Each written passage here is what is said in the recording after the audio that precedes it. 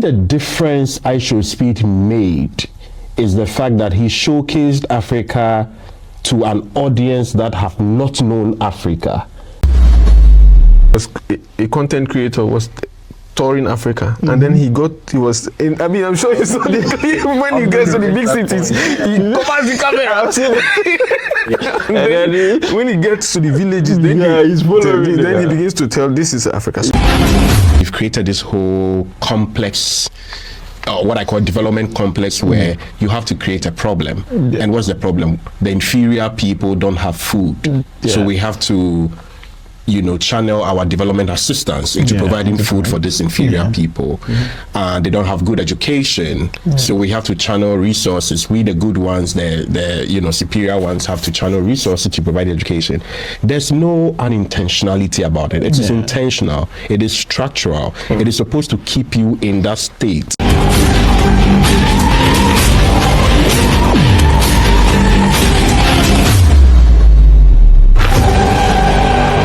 Hello and welcome to a brand new episode on the Untold Alternatives podcast. It feels really good to be back here again. We know we've been away for a while, but hey, good to have you back and good to be back with brand new energy, interesting conversations, and engaging storytelling. So please sit right there and enjoy yourself while we get into some of the most interesting and important conversations that are rolling at the moment. I'm your host, Christian Ibere, and today's episode is a very special one. It's titled Hot and Horses, what IShowSpeed didn't plan for in his African tour. As the intersection of data economy, digital transformation, and democracy continues to fester, we're entering a new era, obviously.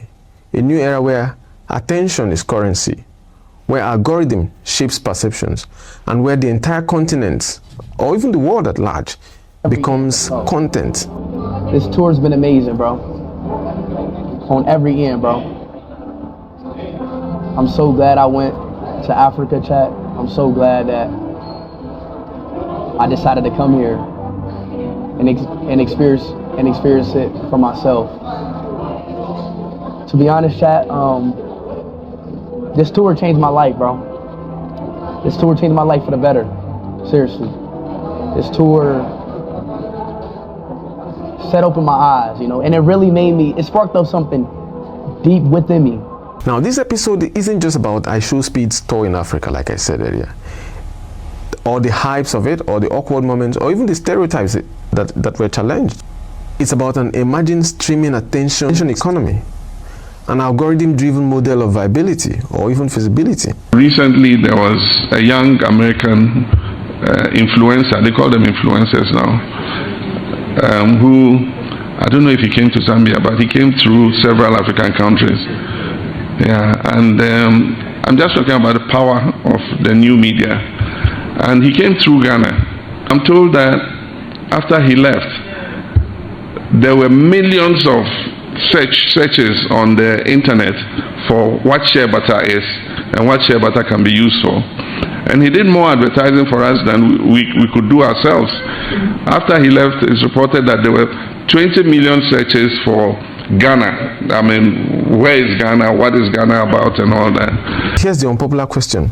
Why did it take an outsider stream for many people to see Africa differently? I mean, given the fact that there are many streamers already in Africa, there are many people who have been projecting content from the continent. But why did it take an outsider to reshape the story or even the narrative? There's an old African proverb that says, until the animals learn to write, the tales will always favor the hunter. So in an age where storytelling is live, unfiltered, and optimized for the algorithm, who gets to tell Africa's story? And who gets believed? One may argue, or one may observe, that IShowSpeed didn't just tour Africa, but also Africa was optimized for an algorithm. So today we are unpacking all of it. The culture, the talents that were spotlighted, the stereotypes that were challenged, and the lessons the world and Africa at large should take from this. So hey, grab your seats, because this isn't just going to be educating, it's also going to be entertaining. Let's get right into it. Here with me are your regular faces on Untold Alternatives. On my right hand side is Nana Bonsu, and on my left is Felix Dade. Let's begin with the simple question. Why did Speed's African tour hit the world differently? Let me begin with you, Felix. I mean, I think my journey to Zambia kind of can also be anchored on the whole IShowSpeed, showing African differently, as if it's a Christopher Columbus moment, you know. As if it's a Columbus moment that he kind of identified Africa. Hey, I'm coming from Zambia, where in Chiawa, around the lower Zambezi, people are living with elephants or with wildlife. And people have adapted. I think elephants might have also adapted to how people live. So they taught me that you can move around at 10 a.m. because that's when the elephant might have finished crossing to the river. And we're also advised to go back to our apartment usually around 4 p.m. because that's when the elephants are going back to sleep, and they leave a lot of, havoc in their way. And people are doing, maybe for me, my interest was around how solar infrastructure is shaping this kind of more than human conditions. And I was interested to know how wildlife is inducing new forms of energy practices and for farming cooperatives in Zambia. It's not an easy terrain to study, especially with the limited time of movement, but it's fulfilling to tell the story of people who, against all odds, are living, just like the West thinks that we are not living in Africa. Against all odds, we are living and we are thriving. And that was interesting for me. Yeah, it sounds really interesting. I mean, it's about living in shared spaces with more than human elements or more than human actors in the ecosystem. But yeah, I think that's maybe we'll bring you back another time to talk about that experience. But absolutely, it sounds now like you were also on tour, just like. But yeah, let's go back to the conversation. Yeah, I mean, what do you think? Why do you think this tour hits differently? I'm afraid I don't know. It wasn't a Christopher Columbus moment. Africa has always existed. I don't think that IShowSpeed's coming to Africa would even change perceptions. I mean, Africa will still be seen as Africa.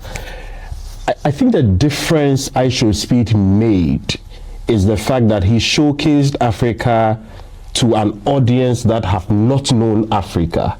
And I'm talking about teens and young people, below 20, who, with all the issues happening around the world, of conflict, of pandemics, most of them were not even in school.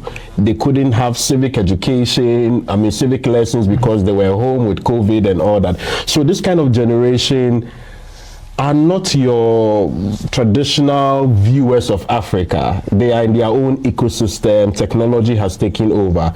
So I think what IShowSpeed did was to take this message, to those young people. And I think that's the difference it makes. Otherwise, I don't see any Christopher Columbus moments. And I don't think it's going to change the perception of the Western media. I don't think it's going to change the perception of how our political economy is. But I feel like young people would begin thinking different of Africa, wanting to experience Africa, and asking more questions about Africa, because I get more people here asking me, oh, we didn't know this, oh, we didn't know that. So that awareness, I think, is what is important. Yeah, let me come to you. Do you think that this narrative or perceived narrative about Africa that is largely negative, do you think it's intentional? Do you think it's an organized thing, or you think it's unintended? So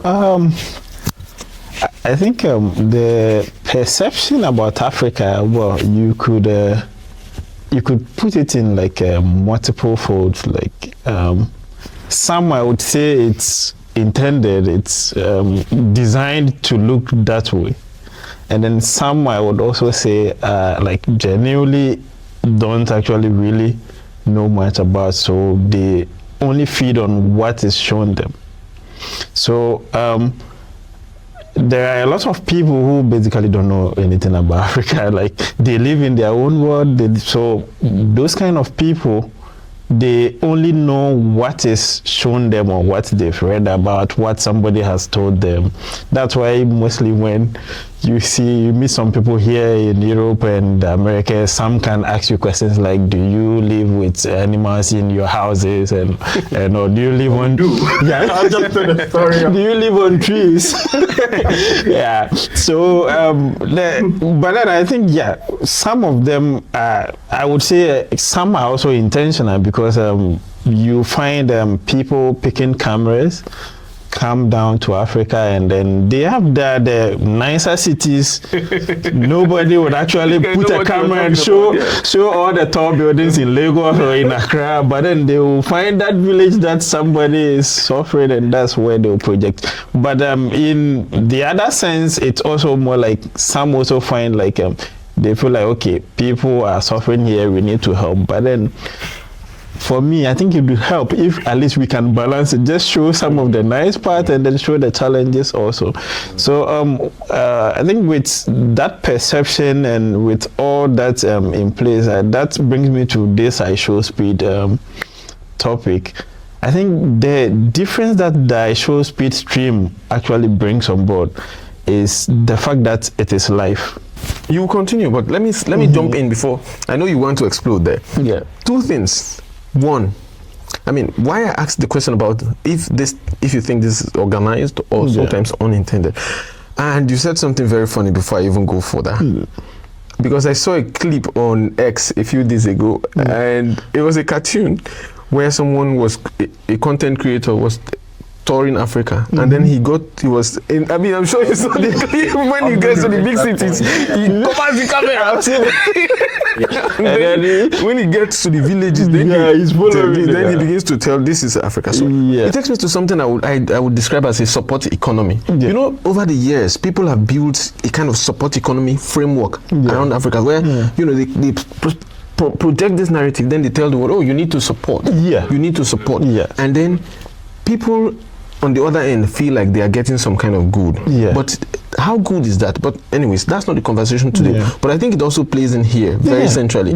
And another thing is, a young lady was saying that when they were growing up, their mom would say, oh, if you don't eat this food, children in Africa are lacking. So does that woman really want to paint that picture? And that brings me to the side of unintended. But while she may not be intending to paint that picture, she's already creating that image. Or while she may be intending to motivate her child to eat, she is selling a narrative. I mean, are we really going to say that those intentions are unintended? I think it's I've spoken about the situation where you have to, the world is divided into those who are superior, and usually that's the Anglo-American Western world. They are superior, and then out of that superiority you have to have those who are inferior, and being inferior means that you need help.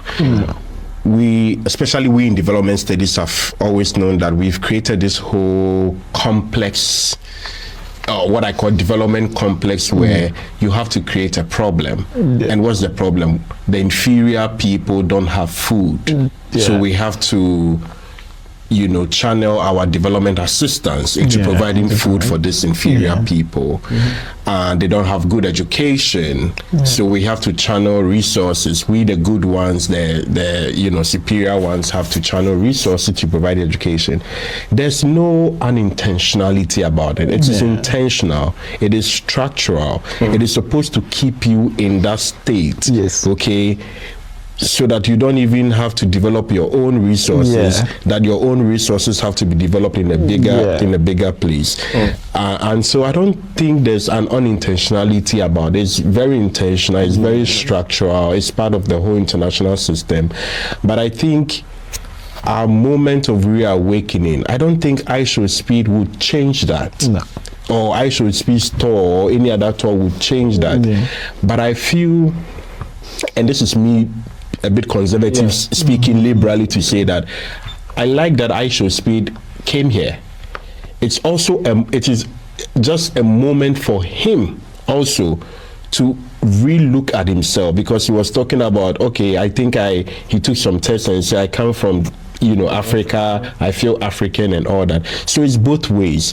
But I feel that I think young people who are watching this, who are in classrooms with migrants and all that, will begin to go to them and listen to the real story. It's those migrants, it's those people who have stayed in Africa, who have lived in Africa, who can tell the story. The media with a white representation cannot tell you the actual story. And it's also for us to also begin to tell the story, to also begin to not to more like acquiesce ourselves in those narratives and subdue ourselves in those narratives, but begin to tell people that no, we don't live on trees.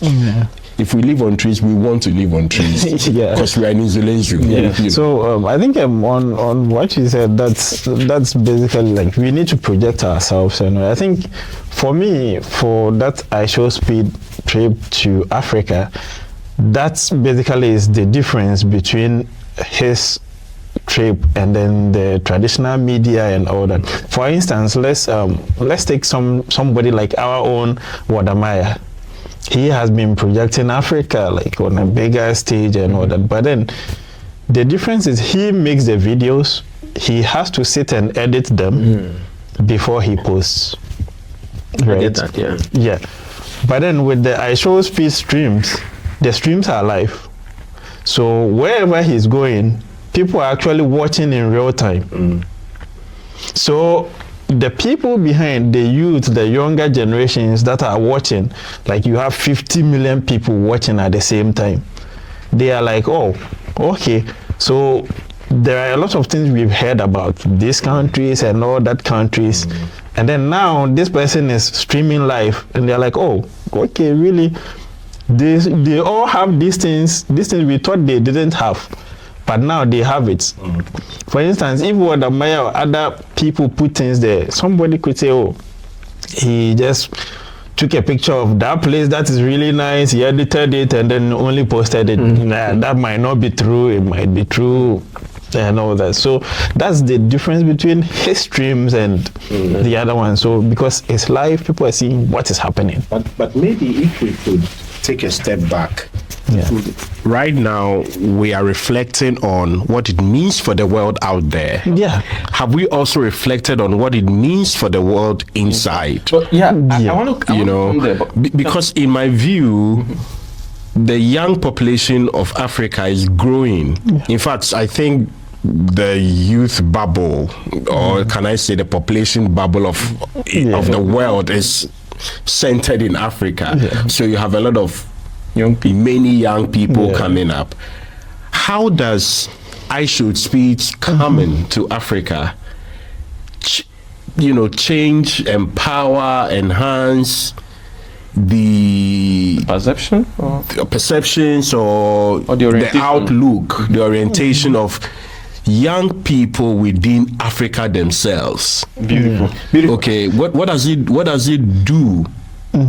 I think that's where the difficulty, that's where we should unpack really. So this is a very interesting angle that you're coming from, and I'd like us to expand it a little bit. See, earlier you alluded to the fact that people have the perception that people in the continent live with animals, live on trees. People everywhere in the world live with animals. So why is it a problem that people in Africa live with animals, and why should they have to explain it to convince the world, to get some kind of validation? I mean, this is just to maybe put his question in some kind of empirical context. Why? I mean, we all have traveled quite far and wide, and we've seen some exist under the umbrella of pets. But what if we want to redefine the one in this context as pets? But I mean, funny as it may sound, but I think the real question is, why should we have to explain and convince somebody, and even sometimes deny, that people live with animals? Well, when a dog bites a human being, it's a big story. When a human being eats a dog, bites a dog. I think the whole thing has to do with like stories or whatever has been said in the past, or like the structural thing he was talking about. It's more like Africa has been portrayed to be like a poor place. They don't really have infrastructure, no amenities, nothing. So the animals that they say we Africans live with, it's not the pets you are talking about, like the dogs. And no. They are talking about wild animals. Like somebody asked you, do you live with lions? And I'm like, well, if I'm living with lion, that's great. Yeah, if I can tame a lion and live with a lion, that's amazing. And even now, let's go to like the Dubai and all that. The Arabs actually live with, they get very rich wild people. animals as pets. And all. So you can't understand why it's like that, but then it's the person, what they've created, and that's basically why some of these things I think are important. I know, like what you're talking about, as in what it's IShowSpeed visit does for the people within. Maybe that I might not be able, but then for me, what it does for those outside, that is because the whole intention, I think, was to show people outside that all these perceptions that you have about these places are actually not that way. That way, people are now open to come visit, to come take a look for themselves. Because, for instance, people think, Africa, the most unsafe place on the planet. Transport, everything is bad. Everything is messed up. In fact, just this trip, you said like there are some people who are talking about, we didn't know this place, these people had this, these people. Somebody actually, to the extent that said that, they actually told her that in fact these places are dangerous places, you cannot go, you cannot enter. But then he sees IShowSpeed roaming the streets, entering all the markets and everywhere, and the person is like, but this is just a normal life these people are living, so I can also come. So I think that's the difference that it's making. To try to respond to the question you raised, which I think it's, to me, or in my own view, it's more important what it does to the people back there behind the scene than out there, because there's little these people can do to control the narrative out there, but there's more they can do to rediscover themselves. Because, and I say this because it's like you raised earlier, this world seems to have been programmed in such a way that you have to align or perish. If you don't align, if you are not fitting in a certain box or frame that is described as civilization and development, that box requires that you must drop certain things that makes you unique. So if you don't drop those things, then no, you're not fit, you're not civilized, you're not developed, you can't develop, so to speak. So it's really about, but the sad thing is that I think to many people it's just about vibes, it's just about catching on the trend.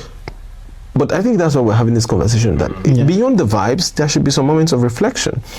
Now the world celebrates you for your natural, for the reality and the uniqueness that you bring, because the world was never meant to actually look the same way. For things like culture, tradition, for example.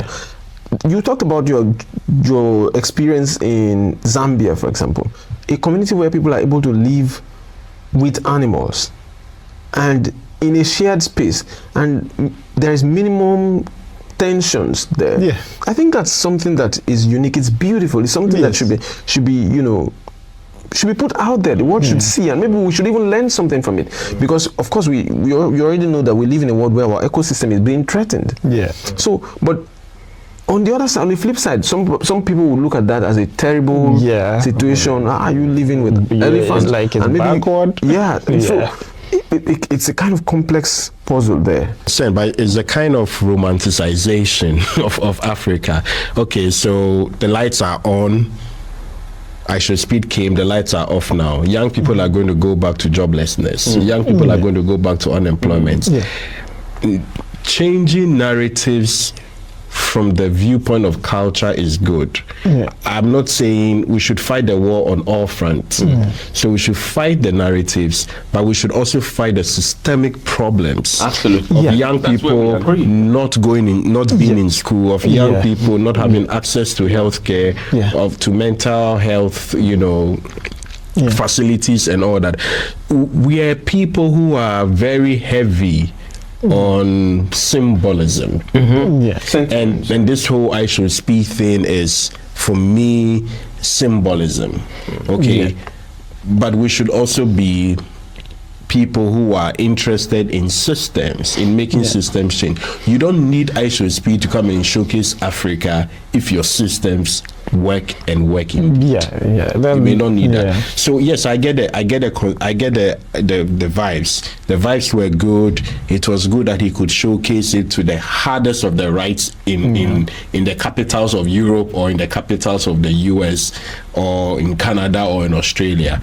But I think that the message to also give is that we should be working more at home, giving opportunities for young people, and even expecting that the young person in Ghana would also become IShowSpeed and will be accepted around the world. I think that is true, because we need to work on ourselves. That definitely. But then I think for me, I also like I would say I also like the fact that IShowSpeed also, because this is like a trajectory that even Ghana, let's say, I don't know about the other African countries, but Ghana has been on this particular trajectory for a while now, like from the previous governments, the year of return, and it's basically the same kind of model. So the idea is people see African countries a certain way, and every country needs foreign investment, right? How do we get them? We cannot go through the same old system. We go borrow money, come, and then we cannot pay it and all that. So the idea basically was, let's just open up, show these people that, okay, just come in, see what we have, and then if you like it, come and invest. Right. So that is what this IShowSpeed thing, for instance, it doesn't actually really bring any hard cash or anything, but then it opens a certain door. People see the country differently. Now they can come in. Once they come, and in Ghana, this has been there are a lot of stories. I know of a lot of people in Americas and all that who, when the government started this year of return and all that, they came just to visit. But then they come, they see the culture, they see the economy, they are like, okay, we identify this problem here, this is something we can invest in. And then they come, they set up. In fact, a lot of people have, even in our own real estate business in Ghana, you could see a lot of foreign investment even through this same year of return stuff. People come and they decide, we want to stay, we are not going back again. And then they start businesses. If you go to, especially in the tourism and then hospitality sector, a lot of them has invested in. I understand the whole international, attraction and the frame. I would also want us to more like, local tourism is dead. Okay, local tourism is dead. How many people from the international community would come to Ghana compared to if Ghanaians were themselves involved in tourism locally, or if Nigerians, look at it even from the sub-region and even from the continental level. Can I go to Nigeria easily? Yes, it's visa free, but what's the transportation system like? Okay, can I go to Zambia? I, as an African, couldn't go to Zambia without a visa. A Finnish person could go to Zambia. A Canadian could go to Zambia without visa. So there's more to do. Yeah. There's more to, otherwise you focus all your attention on international, attraction. Yeah. And then at home, there's a lot of tension because we know that real estate is very expensive for local people. Yeah. We know that local people cannot even eat in restaurants. These are conversations happening in Italy last year, where the locals were driving out tourists because they said they come in and prices go up. Yeah, go up. We Yeah, also definitely. have to have this conversation. Of course, IShowSpeed will not bring hard cash for this moment, but over time it's going to drive a lot of traction. So yeah, we need them. It's true. Like, but then for me, it's one of, because like you are saying, we have challenges when it even comes to movements within our sub-region and all that. But then these things, like some of these visits, also kind of amplify some of our problems, and actually they get fixed.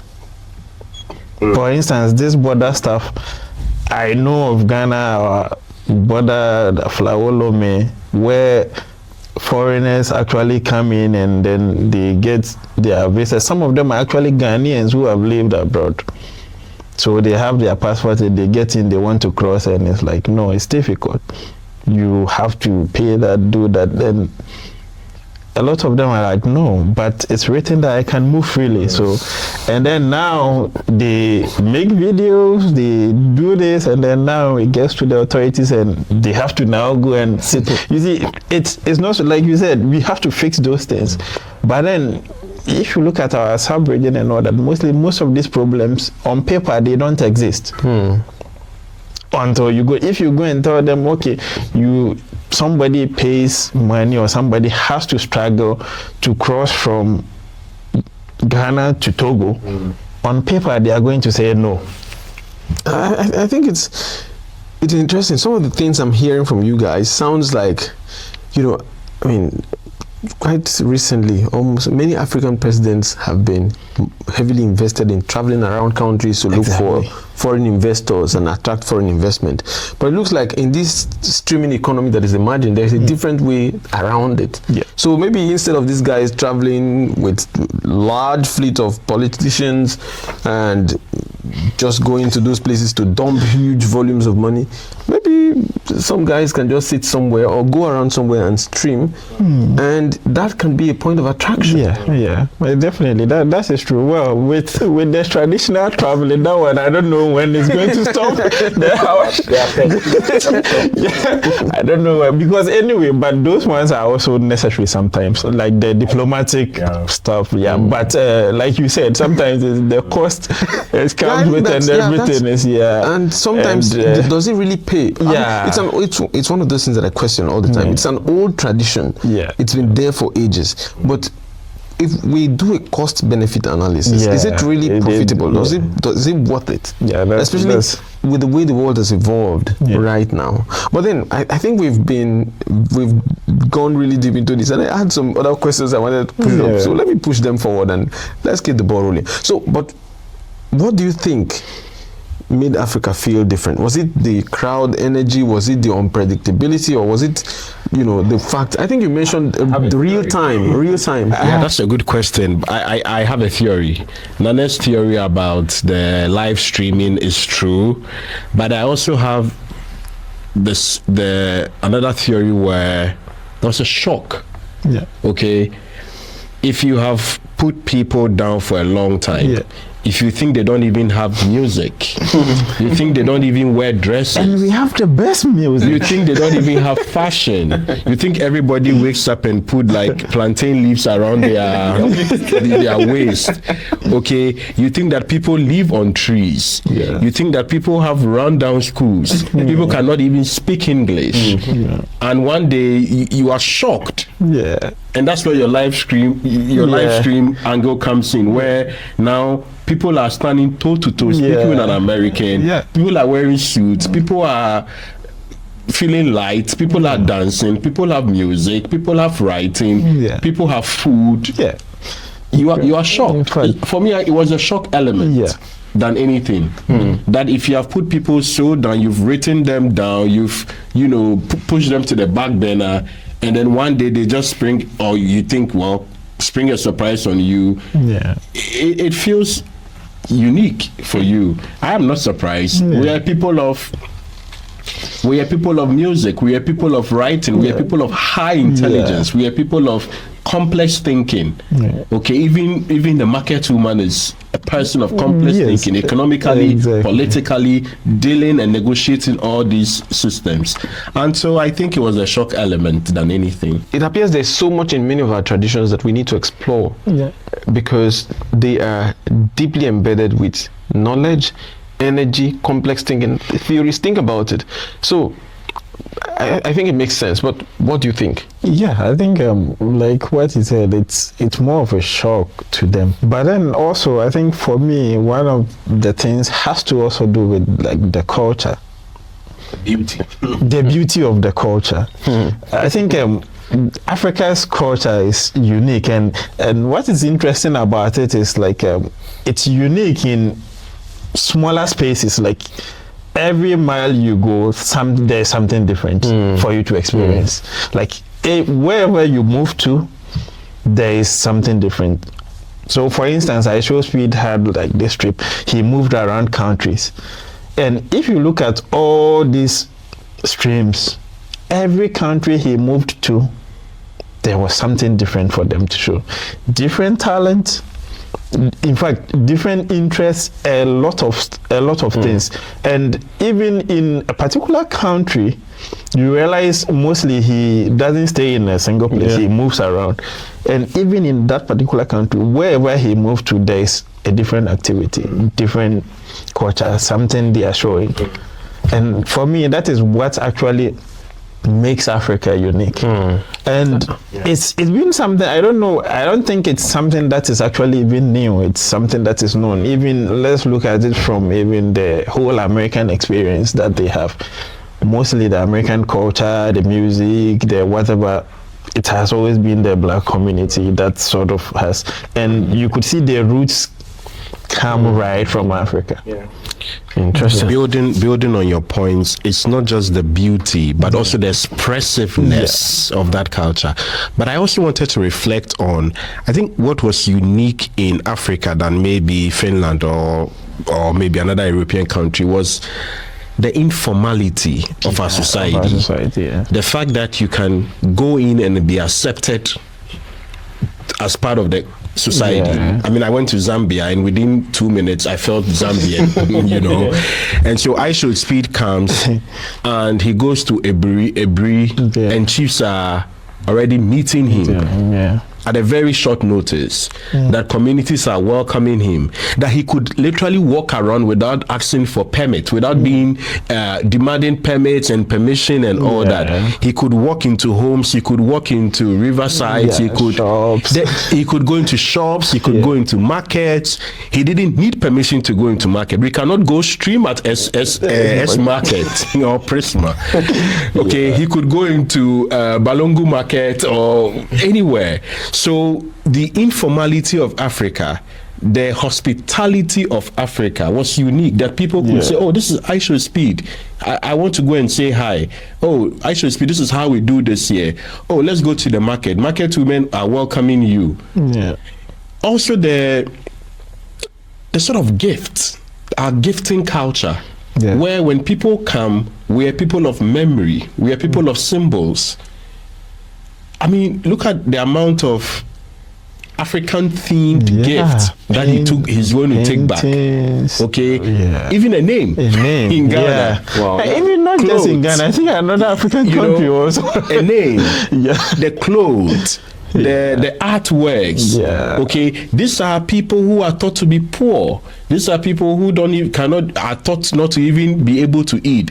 But the abundance of giving, the abundance of heart. So for me, the informality, the expressiveness, not just through art, but also through the heart, okay, was what made it very unique. Wow, I think you guys have really latched on this. But my question is, with all of these beauties and all of this unique, of course, I mean, we know IShowSpeed has gone around. He was in Finland the other time, and Helsinki was on fire. We all remember the story. But again, to buttress your point a little bit, I saw clips of where he went to markets, and market women who didn't know whom he was were asking, who is this person? And once they introduced him to them, they just joined the bandwagon, get into the vibes and express that excitement, that love and happiness. But then the question is, this continent has over 1 billion people and has all of these beauties. Why does it still look like an exotic continent to the algorithm? Because of course we are talking about streaming. Despite all the efforts, all this, these big guys, this guy is back at home streaming and trying to showcase the thing. Why does it still look exotic to the extent that it attracted this volume of shock when it went out there? I think that comes back to what Felix said from the beginning. Infrastructures like institutions and all that. Or, for instance, the streams, the technology, where were they built? Who manages them? It is from their end, right? So most of the things, how they are done is actually geared towards how it benefits them. And that is where we need to also kind of improve in those areas. But it takes me to a very important question, and I'll throw that to you. The democracy in this digital transformation or this digital economy, how much do you think that the algorithm is, I'm being very careful to use the word fair, in terms of projecting narratives that reflect certain realities or can disrupt certain narratives or certain assumptions?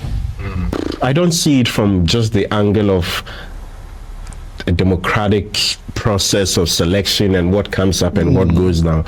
I also see it as a sort of a problem of how much do you generate? Yes. Okay, how much do you generate?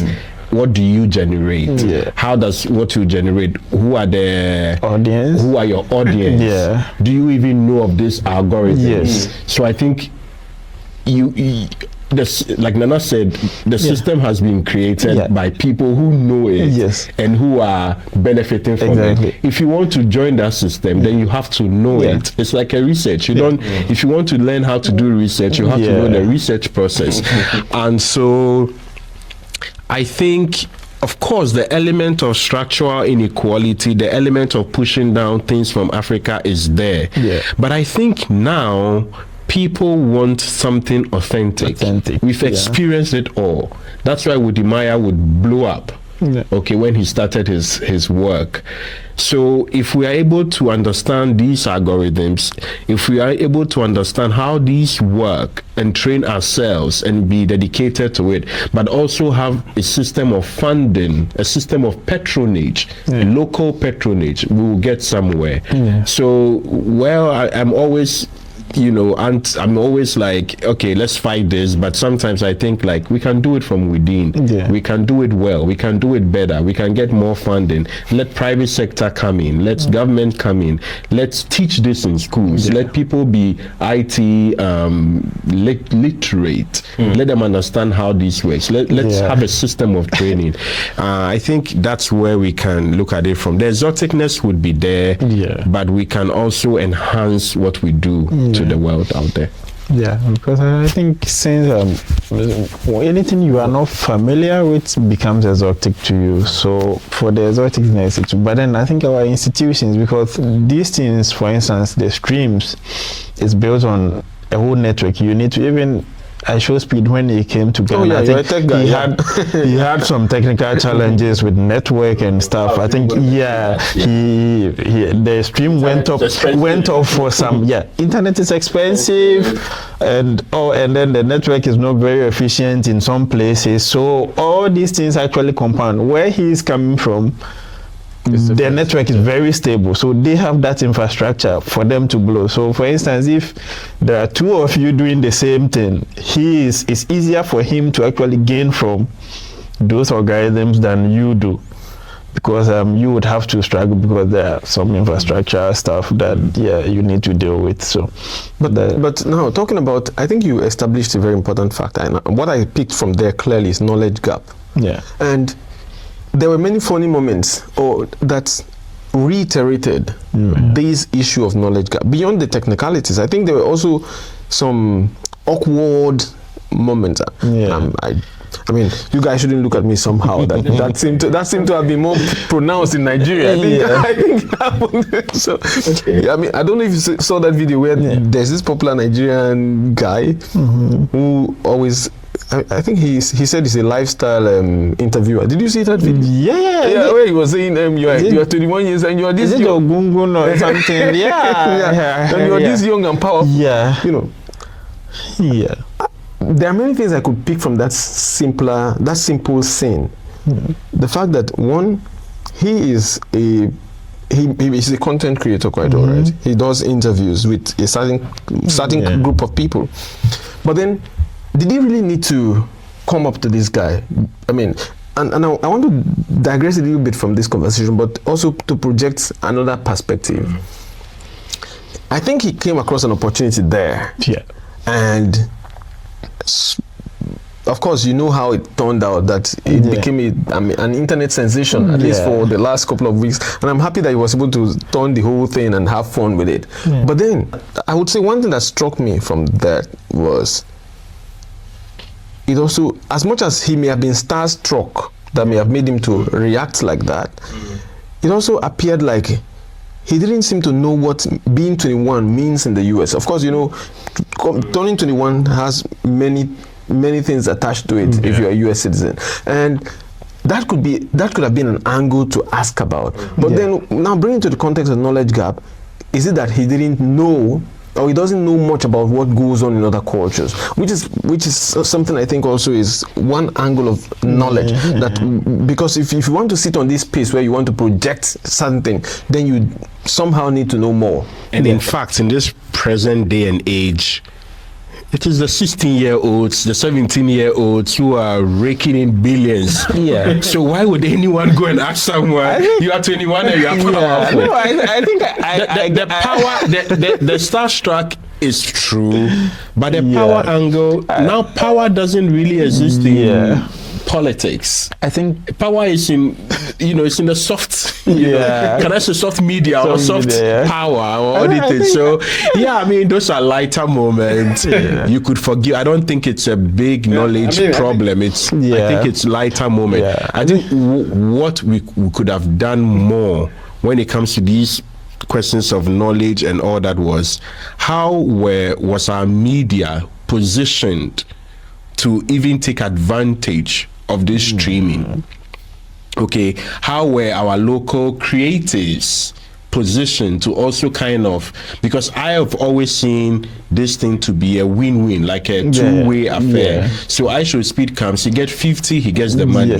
How did that translate into living the local economy, leaving some kind of sharing, knowledge sharing, well, not knowledge sharing, but some kind of, ideas for the local creatives? Did IShowSpeed probably say that, okay, I'm going to take two talents and also, blow them up, in that way? Those were missed opportunities. I think, those were missed opportunities. Some did. I think but it wasn't on a bigger scale, I would say. No, I think if looks for raw talent, like that's what his main focus. So if you look at his streams, he didn't do any collaborations because he said if he was coming to do collaborations, of course, the gatekeepers, people will be like, okay, then these are the people you have to come and see, have to come and work with. So in most of his streams, he was actually looking at, no, I don't want to meet people that everybody know. I want to meet people on the street. How do those people feel? What talent do they have to show me? and all that. So that was his target. So if you realize, for instance, like he said, with the Nigerian guy who was asking 21, for him, we will forgive him. But anyway, because for him, I think maybe he was thinking in the sense of like the whole African, mostly age. They are looking at, okay, if you are 21 in this our society, economy, how. But then, anyway, the world has moved on actually from the world has moved on from there. So come on, yeah. So and there was Pella, he is also a big streamer, but then he wanted to get the attention of Speed, and Speed was like, no, he didn't even mind him and all that. Let's go in there a little bit. Can we dwell here a little bit? People trying to jump on opportunities that are not necessarily an opportunity for them. Exactly. I mean, if you ask me, that's where I see it. So I think I will put it this way. The lesson here is that not every door that looks like an opportunity is indeed an opportunity. Yes. You should know the ones to take and know the times when you need to reserve yourself and maybe wait for other times. Because look, I think especially the 21-year guy, or the guy that asked that 21-year question, to me again, I've been thinking, like, was it could have been an opportunity for someone else. I mean, he could have brought somebody else and introduced, because he got access because of his popularity. But he could have maybe brought somebody in that line that could be projected. Now to the case of Pella, I think even as much as I see the frustration, and I followed the trend and saw lots of things that people were saying, I also think that for him, if you ask me, I think it was a matter of maybe positioning, and I'll explain that a little bit. I saw that clip where he came on a horse. I think it got the guy's attention quite all right. But then the first 3 things that came out of his mouth was rubbish. I mean, it was disheartening. How do you create an opportunity for yourself like this and blow it off? I think that was it. That was it. So he's a big. I am this. He's big in Nigeria. He knows it, and I know it. But I want to do something with you. No, you don't come like that. I mean, because you are supposed to have known this person, and you know how to approach it, and then you don't come to someone who is just like the president of one small country. I won't mention, so I don't do any. Going to the president of the US to say, I'm big, I know. Maybe you are a president of 500,000 people, and you go to such a place and you say, I'm big. You are big, quite all right, but that information is not necessary. Clearly, two egos were clashed. No, but then I think I get to your point, and it's actually really clear when the same situation could be compared to what happened with, because like someone like Wadamaya is also big. Wadamaya is big, but when he came to Ghana, Wadamaya was basically his tour guide. And I was going to, you understand? So I was going to make the point of our celebrities.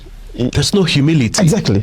And there's no more like, can I say, just lay back. The psychology of the event let was him have his for show. one guy who came for his show. Yes. You could be there, but you could be there in a very humble way to just be part of the. Imagine if the Nigerian guys who were streaming saw you with the vibing with the local people when this big guy was there. You'll be news. Humble guy. You've also been part of the vibes, but I think people want to be heard. They want to be present when it wasn't necessary, because it was his show, and that show must be respected. Exactly. You know, his time must be respected. Something I noticed and quite, disheartening in. And I'll use Nigeria for example, was everyone coming up, especially those guys that are coming. And this is just to buttress the point you made about the need for humility. I think there is really a need for humility, because these guys are made by the masses, but then they quickly become authorities and carry themselves in such a big way and re-establish the power distance and guard themselves over the people. Now, many times you would see them saying, I'm the biggest in Africa. Did you notice that? You watch a couple of clips, you see when they want to introduce themselves, I'm the biggest in Africa. And to me, I think that's it's not necessary. You may be By the way, how did we even validate that? How many places in Africa have you been to? But then you're the biggest in Nigeria doesn't necessarily mean you're the biggest in Africa, and that information is not necessary. Yeah. Because, like you talked about with the Maya, I saw the times when I saw the clips where he met that guy, and I think that's the kind of thing that should have played out, and I think that this should be a lesson to our people that content creators or people who are celebrities or celebrities of this new age should understand that they are made by the masses. Yeah. And when you have visitors like this, some of you who are made already should give room for the people who are striving to come up to get spotlight because you were made somehow by someone. So sometimes give way and allow someone else to come up. It's not always about you. The world doesn't revolve around you. So every opportunity must not start and end with you. And I think that's one thing that is instructive. Yeah, that's what I actually liked about his stream. Yeah. Because for him, coming is not about I'm coming to meet like the big people, connect with them. No, he wants the streets, like the freestyle ones, like. I meet people on the street, I talk to what can the person show me, what talents do you have, just come and show me, let's do it together. Like that is the kind of, not like you are already big, what can he learn from? He just wants to meet new people, meet new talents, and that was what his stream was about. Wow, it's been such a deep conversation. We've gone very far. I didn't even realize, and time is I think we'll come back to this. There are many questions I still have to ask. Maybe the next episode we'll continue from where we're stopping now. But let's draw the curtain here. I would say, do you think, as we wrap things up, what's the call to action that you think you have for people at the end of this kind of experience? With his streams and all that, one thing I noticed is he basically wanted to showcase like raw talent, and these raw talents are something that Africans have. It was shown in the streams and all that, and I think our institutions, our government, and we need to invest in those, because this will bring like a lot of income and actually change lives a lot in Africa. Thank you. And I want us to keep the informality of things, but I also want us to do it's informality by formalized, or a formalized informality, where our music, the way we do our music, the way we do arts, the way we even do costume and all that is formalized, so that we can be able to also sell it out there, also showcase it out there. And government has a role to play, and local consumption has a role to play, and intra-African sharing of culture has a role to play. I think when we do that, when IShowSpeed comes back again, of course it would be still raw talent out there, but those talent would have a way of packaging themselves better and making something out of the whole showcase and platform he gives. Wow, on this note, I'd like to say thank you very much for driving us through this very engaging and insightful conversation. And if you've stayed with us to this moment, please do remember to subscribe to this channel. Give us a like, share your thoughts in the comment section, or sometimes if you have a question that you think would be interesting on the next episode, why not drop it in the comment section and let's jump on it in the next one. On this note, I'd like to say thank you for staying with us till this moment. Remember to keep an eye on this channel. We are going to be back here again on this conversation on the next episode. Thank you for staying around, and I'll see you on the next one. Till then, have a lovely day.